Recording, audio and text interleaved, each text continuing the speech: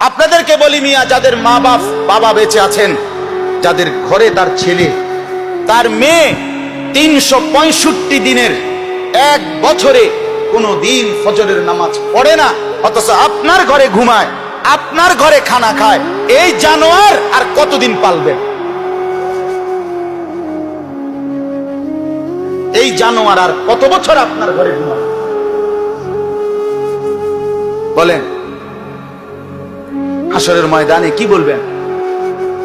এই নাফরমান বিবি যে ফজরের নামাজ পড়ে না, এই অসভ্য আর কতদিন আপনার ঘরে ঘুমাবে? বলে এই মেয়ে যে কোনোদিন ফজরের নামাজ পড়ে না, আর কতদিন? এই হাইওয়ান পালবেন কতদিন?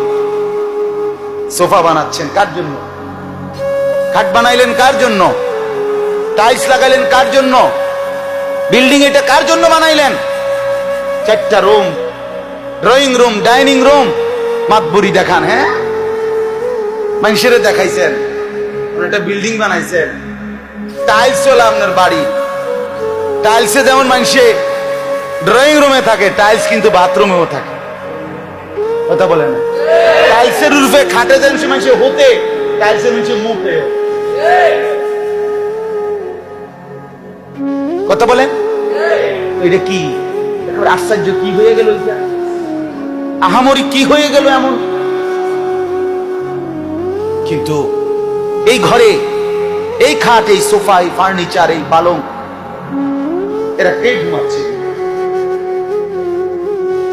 স্ত্রীর নামাজ কোথায়? ছেলের নামাজ কোথায়? মেয়ের নামাজ কোথায়? বিবির পর্দা কোথায়? আখলাক কোথায়? ছেলেটা সারা রাত উলঙ্গ ছবি দেখে, নাচ দেখে, গান দেখে, মোবাইলে ছবি দেখে। মেয়েটা সারা রাত ভিন পুরুষের সাথে কথা বলে। স্ত্রী স্বামীর অবর্তমানে পরকীয়া প্রেম করে, স্বামী স্ত্রীর অবর্তমানে অন্য মহিলার সাথে অবৈধ সম্পর্ক করে। এই জীবন কেমনে পালছি? আল্লাহ তাআলার জন্য বলছে আফালা তাসমাউন, আমার বান্দা শুনবা না? না শুনবা না? এরপরে আল্লাহ বলেন কুল আরাআইতুম ইন জাআলাল্লাহু, আল্লাহ তাআলা বলেন বলো বান্দা, আমি আল্লাহ তাআলা যদি দিনটাকেও আলাইকুমুন নাহারা সারমাদান ইলা ইয়াউমিল কিয়ামা, ঠিক আজকের এই দিনটাকেও যদি আমি আল্লাহ টেনে লম্বা করে কিয়ামত পর্যন্ত রাত বানিয়ে রাখি, মান ইলাহুন, আমি আল্লাহকে বাদ দিয়ে আর কে আছে যে ইয়াতিকুম বিলাইলিন, যে তোমাদের জন্য রাত এনে দিবে, তাসকুনুনা ফি, যে রাতে তোমরা আরাম লাভ করবে, শান্তি লাভ করবে, আরামের ঘুম দিবে, সেই রাত তোমাদেরকে কে এনে দিবে? আল্লাহকে বাদ দিয়ে কে আছে বলেন? এবার আল্লাহ বলেন আফালা তুবসিরুন, তবুও কি বান্দা আমার কুদরত দেখবে না?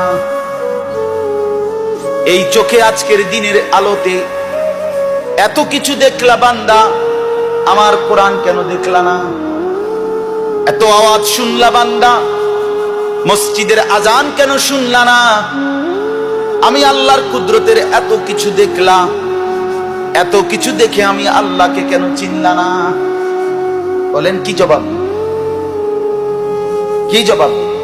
এজন্য আল্লাহ দুইটা শব্দ বলছে, আফালা তাসমাউন, আরেকবার বলছে আফালা তুবসিরুন, আমার বান্দা শুনবা না তাইলে না, আবার বলছে দেখবা না তাইলে না, তাইলে আমার কাছে আসবা না, তো আমার সেজদা তাইলে দিতা না, না আমার আজান তাইলে শুনতা না, না আমার ঘর তাইলে দেখবা না, না আমার কোরআন তাইলে দেখবা না, না।